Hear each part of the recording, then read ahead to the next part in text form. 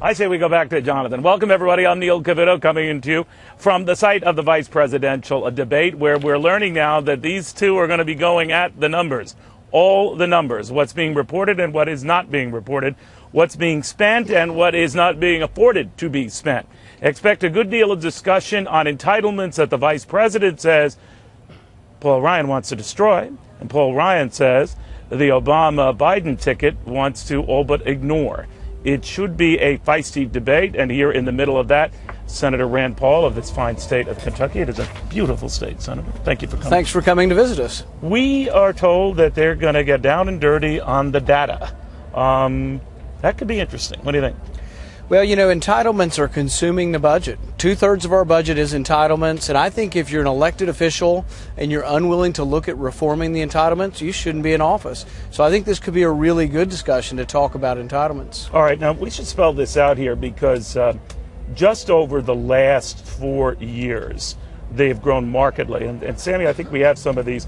Let's break it down, just what's been going on over the last 4 years. And something I do want to bring up with the senator, just on Medicare alone, if we could take a peek at that, and the growth in Medicare spending over these last 4 years to the point where we've gone from $390 billion to $485 billion. But the one that really caught my eye is just those who are benefiting from entitlement programs or part of them. If we don't have this, I'll just tell you, because it is far more important than anything you're showing. Disability enrollment up almost 18%. Medicaid enrollment up more than 19%. Food stamp enrollment north of 65%. Those are not sustainable numbers. Well, I can put it into one figure for you. The average person pays in about $100,000 over their working career into Medicare, but the average recipient takes out $300,000. You multiply that by 50 million people in Medicare, and that's why we have a $35 trillion deficit in Medicare. So in order to save these programs, and Republicans want to save them as much as anybody else, to save Medicare and save Social Security, they have to be reformed. But the other side's just been sticking their head in the sand, pointing fingers and saying, oh, you want to destroy Medicare. No, we're trying to preserve Medicare, but it needs to be reformed. But look at where we've gone. So this dates back to the Reagan administration, Senator. And the fact of the matter is that under Republican and Democratic presidents alike, even adjusted for inflation, the money going out far exceeds inflation, year in and year out. That is not sustainable math. Now, this invariably comes down to an unpopular issue, a third-rail politics issue, because then you're presumably going after seniors, or you're risking the senior vote. What do you advise both candidates to do tonight? I have more respect for the American public than a lot of politicians do. I've been talking about changing these programs since I started running. I said that inevitably the age of eligibility when you begin receiving Medicare and Social Security will have to gradually go up. You do it on the next generation, my age and younger. What is the cutoff age? Everyone wants to know. All right, is it people now in their early 50s who should look at getting it maybe in their middle to late 50s? What? For Social Security, I have a bill that would fix Social Security for 75 years, wipes out a $6 trillion deficit. We gradually raise the age to 70 over about a 20-year period, starting with 56 and under.